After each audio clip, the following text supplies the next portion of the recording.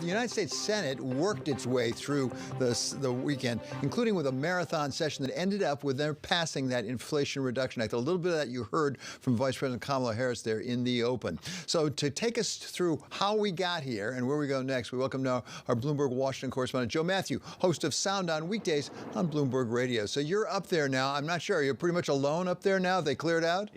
Yeah, Bloomberg owns the place today, David.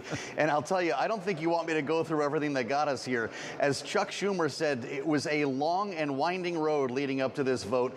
But before we start playing the Beatles, we're not quite done yet. The House needs to do its job, and they have set up a vote, according to Speaker Pelosi, for Friday. It is expected to pass. And to your point, this follows quite the marathon vote-a-rama. Saturday night, they were up all night into Sunday, 19 hours of debating and voting on amendments. That's part of reconciliation. Democrats and Republicans both knew it was coming and tried to take advantage of things the best they could. The content's essentially the same as we discussed at the end of last week, David. $370 billion to lower greenhouse gas emissions. There's also a component to lower prescription drug prices for seniors, and it's all paid for through this corporate minimum tax, as well as going after tax cheats, essentially new funding for the IRS to go after people who have not been paying for their taxes, and they expect that to leave about $300 billion over for deficit reduction. We're still waiting for a fine point on that.